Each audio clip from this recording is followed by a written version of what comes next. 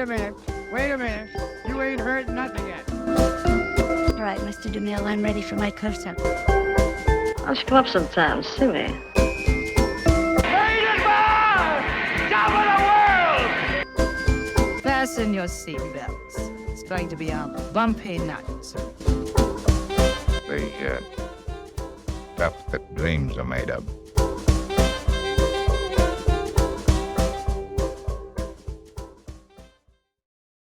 Hey everybody, Kirk here. I just want to say before we start the episode, make sure you follow us on Twitter. And Facebook. And if you enjoy the episode, make sure to leave us a rating and a comment on iTunes or wherever you listen to your podcasts. We love to hear your feedback, and you can find us on any social media by searching Silver Screen Time Machine. We appreciate your feedback. Look forward to hearing from you. Hello, and welcome again to another episode of Silver Screen Time Machine, Wendy and Kirk Classic Film Review. However, today we don't have Kirk again. We have our friend Deann, which I'm happy to have you again, Deann. I had a lovely time with you last time when we talked about The Sweet Smell of Success. Thank you so much for filling in for us. Thanks for having me back, Wendy. So today we're going to get in our time machine. We're going to travel to when, and what are we going to talk about? We're going to travel to 1953 for Gentlemen Prefer Blondes. All right, Gentlemen Prefer Blondes. Now, Deann, I will admit to you, and I think you may know this about me, I am not a big fan of musicals. It's not my favorite genre. However, this particular film, I really, really enjoy. I really like the music. It gives me, honestly, this feeling of joy throughout the film. What is your opinion of this film?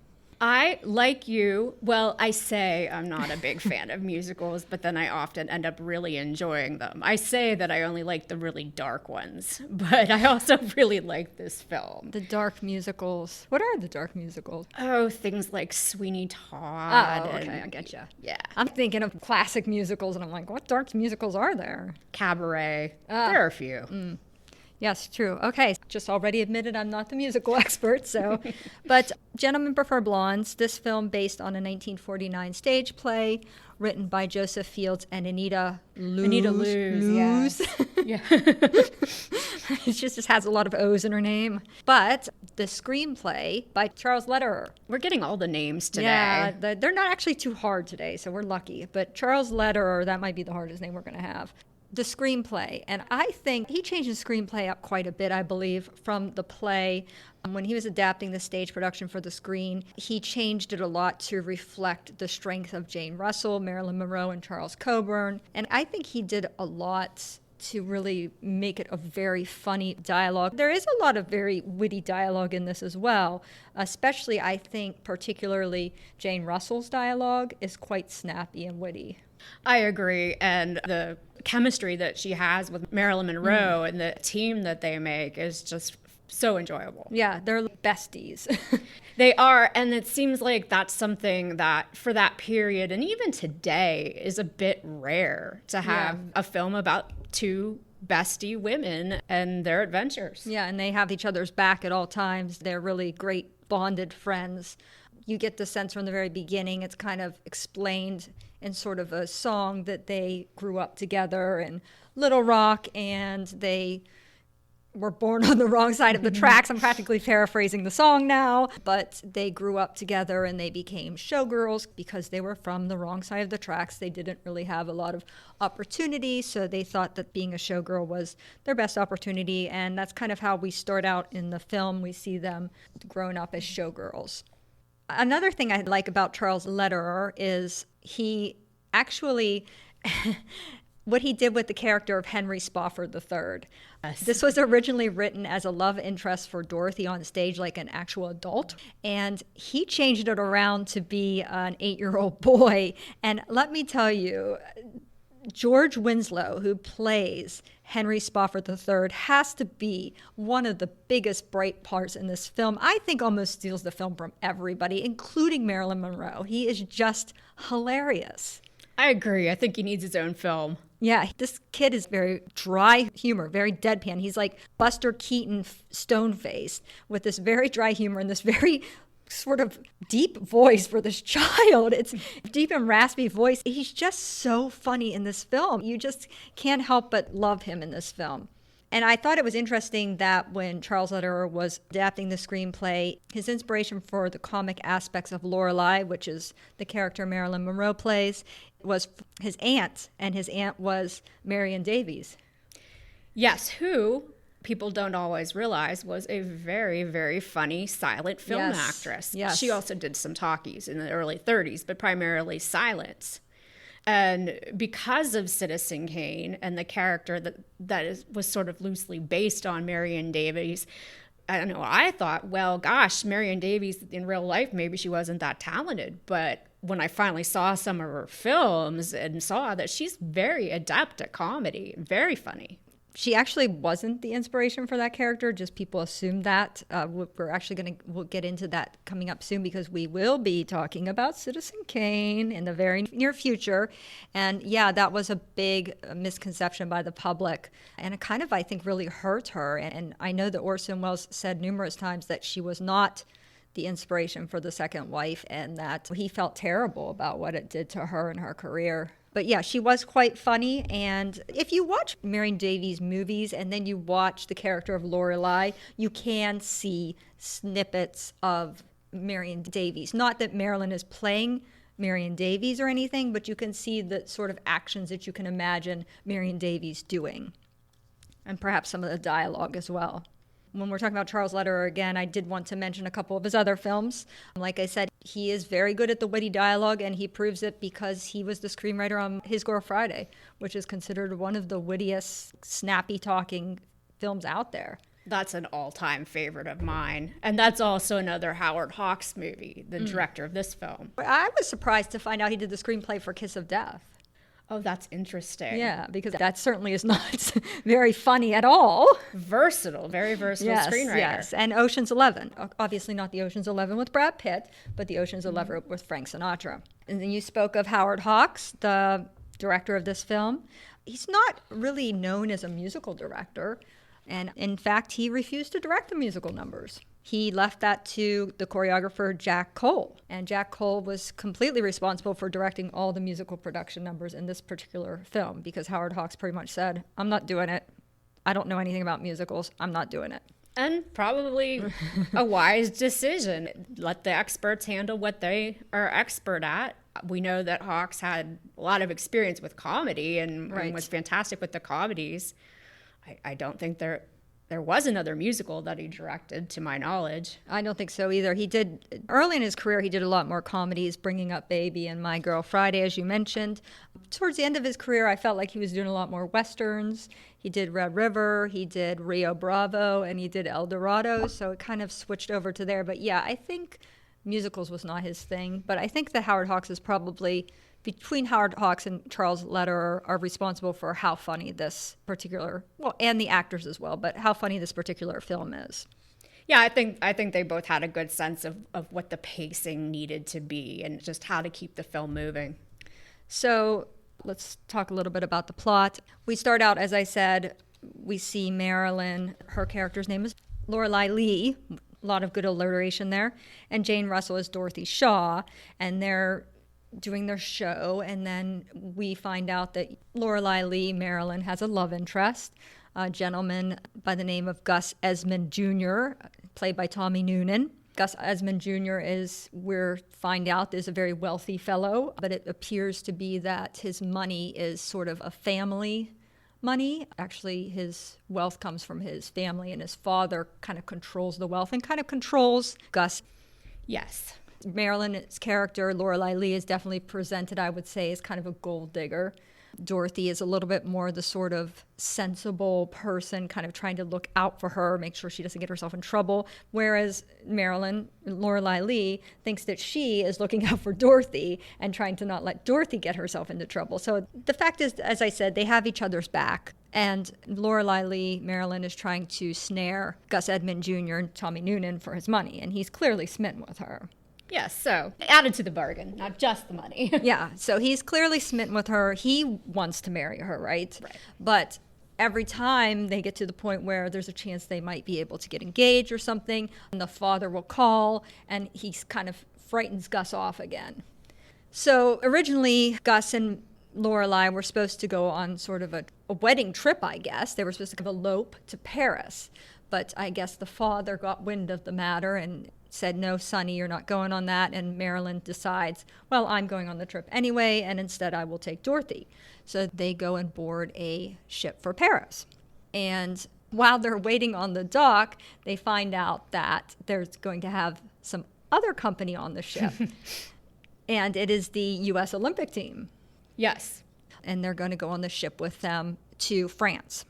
But meanwhile, we also see that there's another fellow in the background, kind of, as Marilyn and Jane are going onto the ship. We see this fellow. His character name is Ernie Malone. He's played by Elliot Reed. Ernie Malone is clearly being paid to watch Lorelei. It's pretty much told that. But we see right off the bat that Ernie seems to have an eye for Dorothy. Right. So he's being told, you're to watch the blonde girl, and you don't pay any attention to the brunette. And he's like, well, I'll pay attention to the brunette, too. It's kind of the very beginning of the story. And then a lot of the rest of the plot happens when they get on the ship and start to travel. They have a big musical number right in the beginning. I should mention, a lot of the musical numbers in this particular film came over from the stage play. Although my understanding is that they cut a lot of those as well, too. They did cut some down, but most of them came over from the stage play. And those songs that came over from the Broadway musical were written by Jewel Stein and Leo Robin. There's only a couple songs that were not written by them. Hoagie Carmichael, who was kind of a jazzy type composer, musician. He often collaborated with Johnny Mercer. He was an Oscar winner for Best Song in a movie called Here Comes the Groom. I don't know. I've never seen it. I've not seen it. But his songs definitely pop up in movies from this era all of the time. He's a big-time songwriter. His particular songs in this film are Ain't Anyone Here for Love and When Love Goes Wrong, which I really like that song, When Love Goes Wrong. So they have this big musical number that is from the Broadway play, Bye Bye Baby, I think it is. Yes. And then everybody goes off the ship and she says goodbye to Gus and all the shenanigans start to happen. Well, first of all, Ernie Malone approaches Dorothy, right? And he kind of starts trying to pick her up and she's interested in him. And the dialogue between them is very funny and cute. I really enjoy it. It's very, like I said, fast-paced, clever, snappy dialogue between the two of them. And really reminds me of what a good actress Jane Russell was. I think this is my favorite movie that I've ever seen her in. I can't say I've seen them all, but her comedic chops and the musical performances, I'd say she's right up there with Marilyn. I mean, they make a really good team. Yeah, they're good in a different way. To me, Marilyn has a ton of screen presence, right? Yes. I mean, she is the person you're looking at on the screen no matter what movie she's in. Her screen presence is legendary. It's off the charts. But Jane Russell really holds her own against her because I really like Jane's wry humor. I think she excelled at that in this film, and I thought it was a perfect compliment to Marilyn's dumb, blonde, silly persona is Jane's wry humor persona. I just thought they worked so perfectly together in this film and got along really well together, too. Which I loved learning about, that they did get along very well, that they weren't antagonistic towards each other and became very good friends. Yeah, and I think, unfortunately, the people that sort of take a back seat in this are the men. I agree. You know, it had been a while since I'd seen this movie, and I had little to no recollection of the men. Yeah. It was all about the women. They're very forgettable. Elliot Reed, playing the love interest of Jane Russell, he actually was known for, he played the prosecuting attorney in An Inherit the Wind. That was probably his best known part besides this. So that was a very different kind of part than here. I think he acquits himself really well here. Like I said, it's more because the dialogue between him and Jane goes so well together. Tommy Noonan, to me, is completely forgettable in this film. And he's kind of an awkward, goofy guy in general, and I think that he did a lot of comedy reflecting that particular kind of persona in the 40s. And he is in a pretty significant film besides this. He plays Judy Garland's friend in the film A Star is Born. Now I need to go back and watch that again. I did not remember Tommy Noonan in that film either. He's very forgettable. And then we do have Charles Coburn, who I think is a little bit less forgettable because he's just funny, lecherous old man in this film. And Charles Coburn is an Oscar winner. He won an Oscar for The More the Merrier, which if you have not seen that, that is a hilariously funny, great movie. That is a movie I recommend. I would really love to talk about that movie one time. I have seen that movie. And so good. Yeah, I agree. Charles Coburn is one of those, he's a face that you might recognize before the name comes, but he is just a welcome presence in any of these movies. Yeah, what I thought was interesting about Charles Coburn is he only started making films at age 60. Inspiring. That was a man. I don't think that happened with a lot of women, but he only started making films at age 60 in 1937. He made a lot of films with Barbara Stanwyck, The Lady Eve he was in as well. He played her father. He's just a very funny kind of actor. Yeah, so I guess we can get back to the plot since we're talking about Charles Coburn. He plays a fellow called Sir Francis Beekman. His nickname is Piggy for some reason. I'm not sure what it is. We wind up seeing that he meets Dorothy Shaw. He winds up telling her that he owns a diamond mine. And Dorothy becomes very concerned because Lorelei is alone. And Lorelei is obsessed with diamonds. And this guy looks like just the perfect kind of stooge for a beautiful young girl to manipulate. And she doesn't want Lorelei to learn about this. And then, of course, unfortunately, she comes right in as she's saying this and overhears what's going on. And immediately, Lorelei is supposed to be very stupid, but she is very quick to catch on to things when there are certain aspects involved, like money. So as soon as she sees him, she all of a sudden knows that he has this. She overhears the word diamond mine and she knows that Piggy is responsible, and she immediately sets upon a campaign to start flirting with him and trying to hit on him and whatever, which is somewhat ruined by his wife coming in. Alas. Yes, Mrs. Beekman, who was very hoity-toity and proper and covered in diamonds. And one of my favorite lines in the movie is, I can't remember the exact way it goes, but Piggy or Sir Francis Beekman says, "Oh, this is my wife." And Dorothy says to Ernie Malone, "I thought that was his diamond mine." Because she's just covered in diamonds from head to toe. And I just thought that was so funny. And she shows Lorelei this diamond tiara she has, which winds up being significant later on the plot. But she shows her this diamond tiara. And Marilyn, again, you get these stupid kind of things. She thinks it's a necklace. She doesn't know how to put it on. And then she finds out it's a tiara. She thinks it's the greatest thing in the world. They go off, and you start to see that Marilyn has some idea that she's going to get this tiara. And she's putting together in her head a plot to do so, and Dorothy is, of course, very worried. So the film kind of goes on from there. It continues that Marilyn keeps hanging about with Piggy, and Dorothy keeps hanging about with Ernie Malone, right? Yes. But then here we're going to talk about Henry Spofford III. Marilyn's looking for a passenger list, and she's trying to see which passengers have a valet, because she thinks that anybody that has a valet is very wealthy. And she comes across this Henry Spofford III, and she says, "Oh, I've heard of this Spofford family. They practically own a state, a really big one. I think it's Pennsylvania," which, kind of a thing for us since we're in Pennsylvania. She decides that Dorothy should date this Henry Spofford III because she wants Dorothy to find a rich man. That's what she's preaching to her the whole time, that she should find a rich man. And she even says some sort of line like, "I want you to be very happy and stop having fun." Yes. And Jane just says, "That baffles me." So she thinks, I'm going to fix up this Henry Spofford III with Dorothy. With Dorothy, yes. And so she goes through all this great length to go to the head waiter. They're all going to have a cocktail. They're all going to have dinner. She goes to the head waiter and demands that he put this Henry Spofford III at her table. And meanwhile, we find out that a lot of men have paid money to get a seat at her table. And she kind of blackmails the maitre d' a little bit, which is, again, she's playing this stupid persona, but it's quite clear that she's very wily, which to me I think was very similar to the real Marilyn. Yes. And in fact, even in the film, even in the context of this character, she says something to the effect of, "Well, I can be very smart, but the men don't like it." Yes. And so when you see the film entirely through that lens, you start to think, well, yes, this is fairly calculated. Yes, she's very calculated and manipulative. And actually that line was put in by Marilyn Monroe. That line was not in the script. that you Wow. said. Yeah, so she put that line in herself. But this isn't far off the persona of Marilyn. This was how Marilyn was in real life. She would appear very naive. A lot of times she appeared very victim-like, but she was actually very calculating and very wily and very shrewd. And she knew how to get what she wanted. And I don't think a lot of people realize that about her. And I think people don't credit her for the kind of character strength she had. I don't think people grasp the complexity of the person that she was. Yes. I think people want to see her in the most reductive version of a dumb blonde character that she played and nothing more. Well, they And- also like to victimize her. Yes.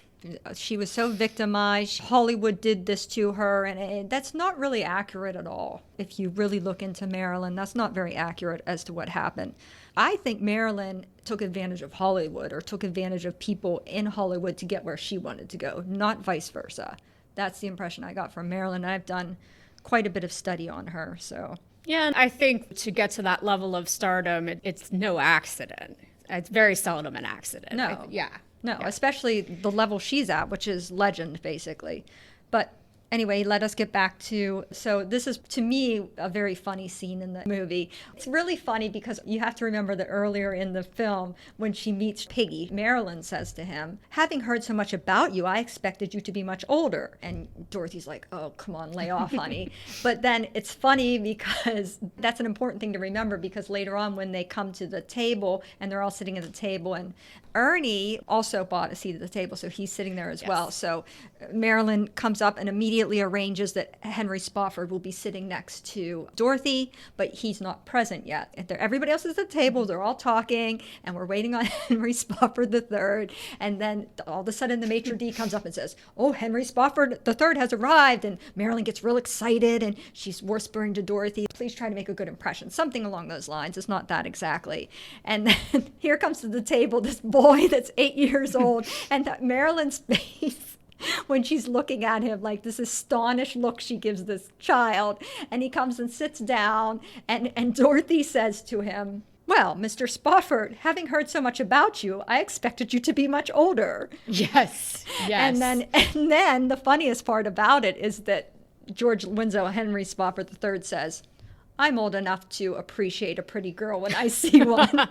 In the most deadpan of voice. He was very deadpan. Really, the funniest scenes of the film, he's in it. I mean, he's just so good. And a little bit about George Winslow. He was discovered by Cary Grant. He heard him on a popular radio program called People Are Funny. People Are Funny was a radio program that people were supposed to be on one time. And they found George Winslow so funny that he was on a record amount of times. He was on 20 times, which was more than any other person. So that's how funny they found him. He was funny in real life, this child. And Cary Grant got him introduced at 20th Century. He got him a contract. He got him a role in Room for One More, which was an early Cary Grant film. And then he also got him a role in Monkey Business. He's, of course, best known for this role, Gentlemen Prefer Blondes. He also had another memorable role in Mr. Scoutmaster, which I don't know if you've seen that. I have not. I haven't either, but apparently he does a lot of fast-talking, witty dialogue with Clifton Webb. Oh, I have to see that. Yes. In fact, I think I'm going to become a George Winslow completist and try to see all of this. Well, you won't have to look too long. It won't take you too Good. long because very sadly, he did not transition into an adult star.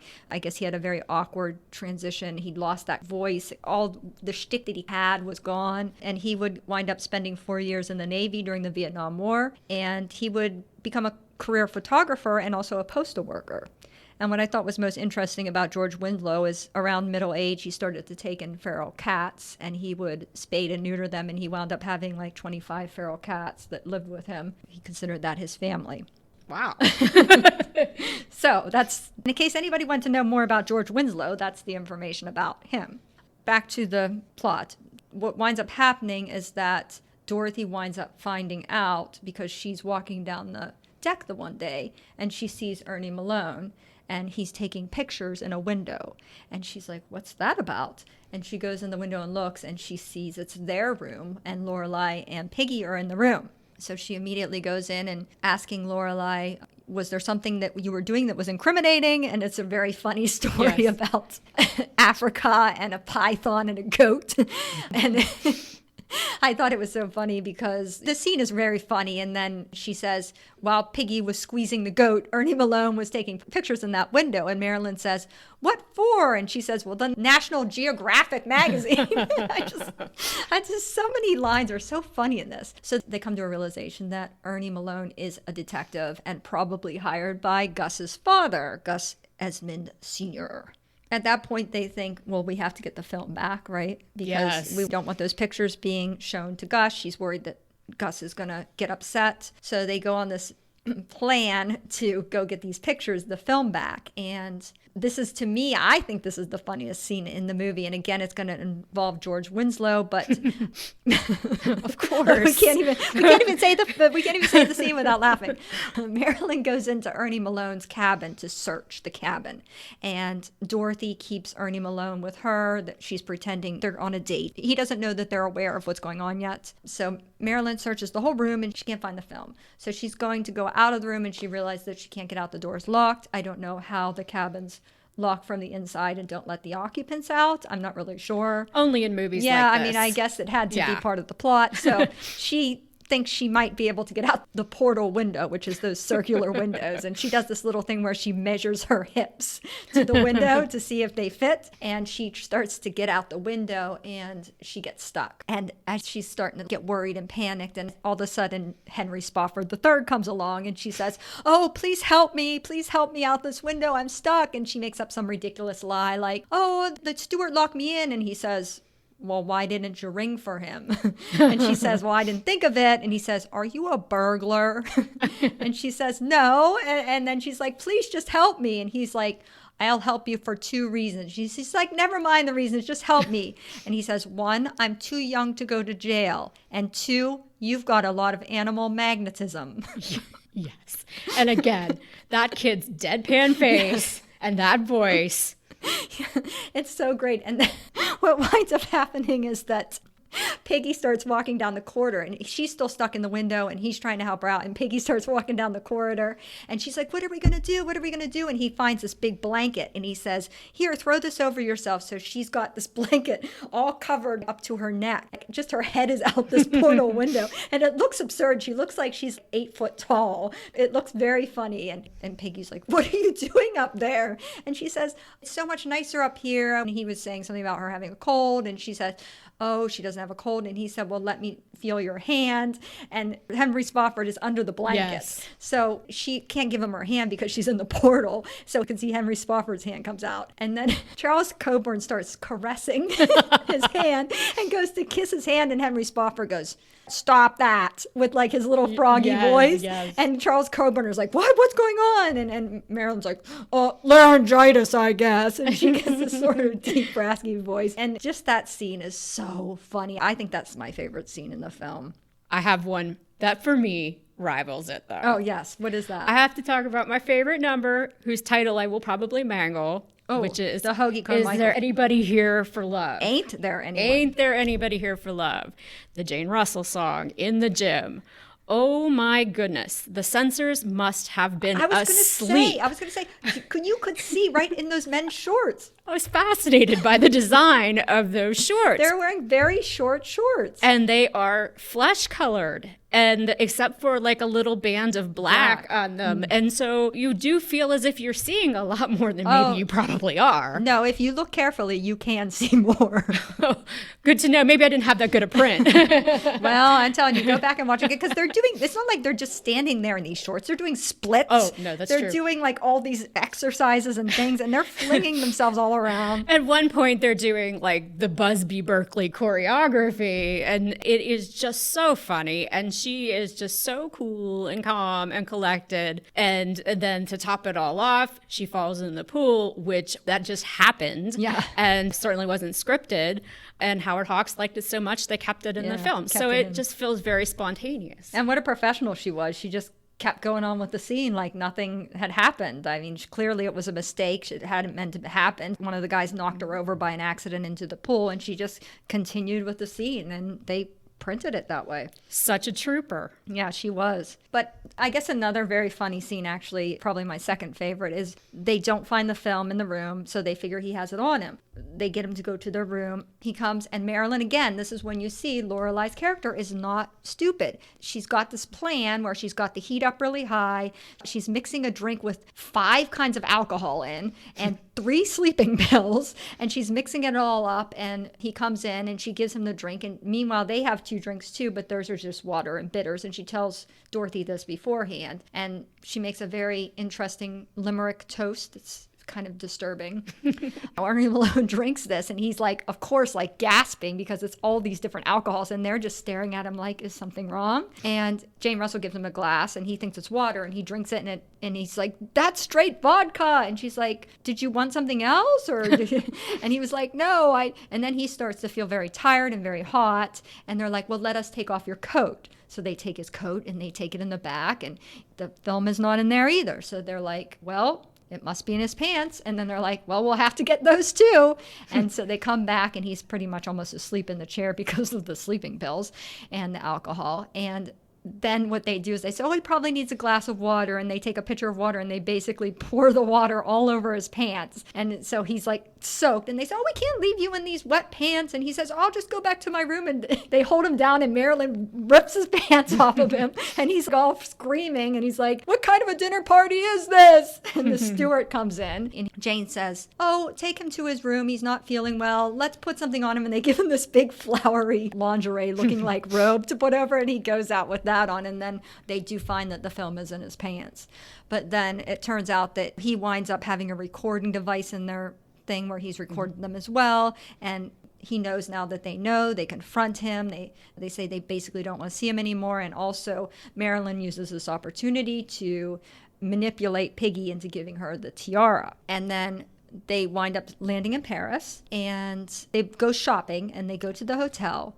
And as soon as they go to the hotel, they're put in this little room, and in the room is Ernie Malone and Mrs. Beekman and this little man, and he says he's with the such and such insurance company, and Marilyn says, I never buy insurance. And Dorothy says, sell it to Malone, he needs it in his line of work. And the guy says, oh no, we insure this diamond tiara, we hear it's in your possession, and we want to know what's going on. And Marilyn says, it's none of your business. And they're like, no, it's kind of our business because it belongs to us. And she refuses to give it back. She says it was given to her and she's not returning it. And then the manager tells them they're not staying in the hotel because Gus has canceled the line of credit and responsibility for them. So they wind up out on the streets of France. And then they wind up finding a place to start working again. And that's probably where we want to... Yeah, we don't want to go too much further or we'll give away some, key spoilers. I think that sums it up quite well.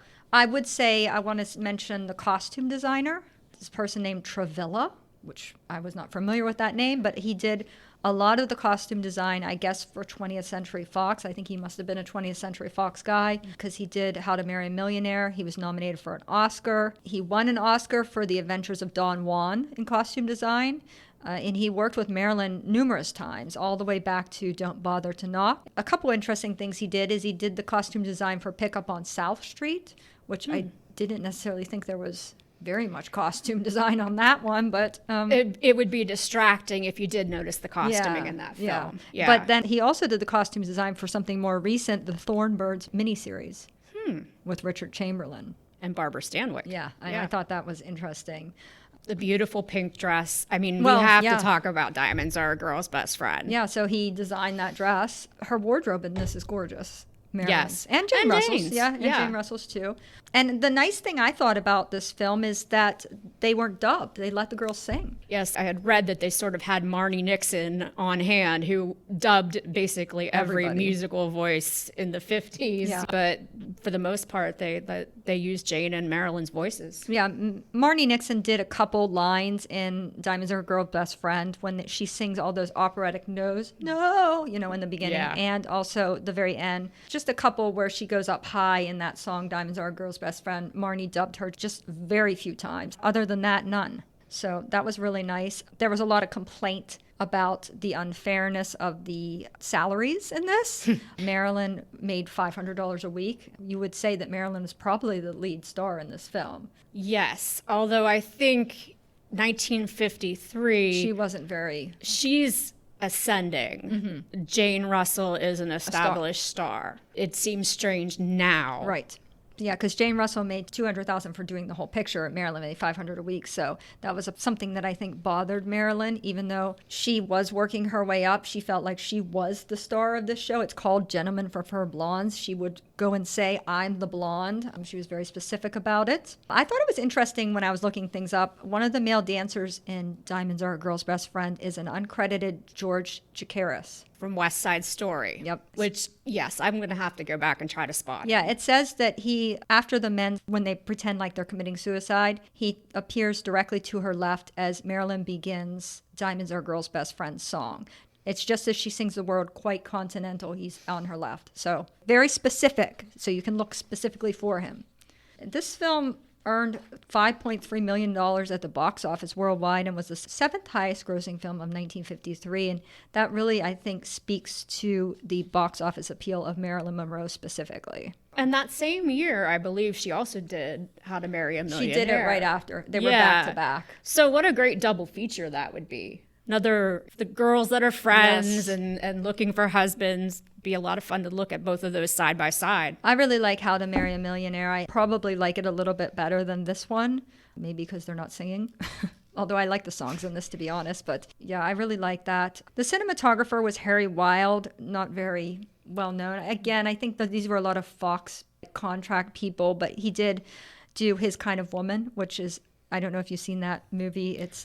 I've heard very good things about that. The movie itself isn't great. What's great about the movie is Vincent Price. Okay. It was supposed to be this film noir, and Jane Russell's in this movie too. It's supposed to be this film noir that's supposed to be very serious. And at some point, I guess it got rather butchered. I think this was during our Howard Hughes time at RKO. I think that was RKO, to be honest. Okay, I'm pretty so sure that's an yeah. RKO movie, and I think this was during Howard Hughes' reign, and he would tend to butcher up movies really badly. This was supposed to be this very serious film noir, and at some point, Vincent Price just started making it this spoofy thing. He's supposed to be an actor, and he plays this bad actor, and he starts going around quoting Shakespeare all the time and being very over the top, and it really just makes the film so much better than it had been previously. Robert Mitchum is in this film. This is a Robert Mitchum film. And Robert Mitchum and Jane Russell and then Vincent Price. But once Vincent Price starts doing all his shenanigans, it's just really Vincent Price's movie. And it just becomes completely different and so much better than what it was before. I have to track this down. This sounds right up my alley. Yeah, it's really delightful. But I don't know if you have any other comments on Gentlemen Prefer Blondes? The only thing that I'll say is that my expectations were set very high for this movie because I think that the way that I came to it was in a very indirect way. When I was a little girl, the Material Girl video. Yeah, we should say that. Madonna, Yep. which is kind of like the homage to this, was just the coolest thing in my universe. I thought that was amazing. And so then when I started watching some of the older films and saw that it was a Marilyn Monroe film, I have to see that one right away. And it did not disappoint. Just as exciting as the Madonna video. Yeah, it's really a good feeling type of film. If you don't come away from this film with a smile on your face, then I don't know. I don't know. There's maybe something wrong with you, to be honest. This is just delightful is the word I would use for it. It brings me a lot of joy to watch this film. We should do our star ratings for this. And I know how you are with your star ratings, so I'm kind of curious to see what you're going to say. I'm braced. Okay. Well, this one's a little bit complicated. I'm going to go ahead with 3.5 stars for the movie, but is there anybody here for love scene? That gets an A++++. I absolutely love that scene. Well, if we start ranking scenes out, we're going to be in real trouble. But yeah, it's really interesting you said that because that's exactly what I was going to say, 3.5 stars. I love it. It's joyful. It's delightful. I think it's very funny. I think the screenplay is excellent. This isn't your upper echelon type of film, not even your upper echelon type of musical, I would say. This is 20th Century Fox. This is not MGM. Not that there's anything wrong, but it's just not in the same class as some of the other really great musicals that are critically acclaimed and earned a lot of Oscars. But I really like it. I really enjoy it. And I think it's funny and I laugh every time I see it. And I've seen it a lot. And I think this is a good one too if you're trying to introduce people to who maybe aren't into older classic films and are resistant to it, I think this is one to try. I just think it's a crowd pleaser and might be a good place to start. Yeah, and you know what? Another thing I wanted to say before we should wrap up soon, but I did want to mention, since you say the diamonds are a girl's best friend scene, that chandelier, you had said Busby Berkeley before. That reminded me very much. Women in the chandelier in that scene reminded me very much of Busby Berkeley. That's something I'd wanted to mention. When I saw it, I said, oh, I got to mention that. So I did. I mentioned it. Yeah, and yes, nods to Busby Berkeley. Yeah, I felt like, scenes. I did feel like that's what they were doing. It was very reminiscent of his sort of big production musicals in the 1930s. So I think that's about all we have for today. And again, Deann, I do want to thank you so much for stepping in for Kirk and being available to help us out. You're a treasure. And I appreciate all your knowledge and your opinions. Well, it's a pleasure. And thank you again for having me. It's been a lot of fun. Good. And you're welcome back anytime that Kirk can't make it. We're going to wrap that up for today. Join us again next time where we go back in time to yet another great classic film. What could it be? It might be Citizen Kane. So you want to stay tuned. Make sure you're subscribed to our podcast. You don't want to miss any of our great episodes. On behalf of Kirk, on behalf of Deann and myself, this is Wendy from Silver Screen Time Machine, Wendy and Kirk's Classic Film Reviews, saying goodbye and see you next time. Thank you for listening to Silver Screen Time Machine. Be sure to follow us on Facebook and Twitter. If you enjoyed this episode, please consider leaving a comment and review on iTunes or wherever you listen to your podcasts. Intro music composed by Heidi Engel. Outro music composed by Maximus Monk. Artwork by Tyler Birch. Produced and edited by Wendy Wittick and Kirk Kolkowski. Recorded at PCTV Studios in Pittsburgh, Pennsylvania. Thanks for listening. We'll see you next time. We'll see you next time.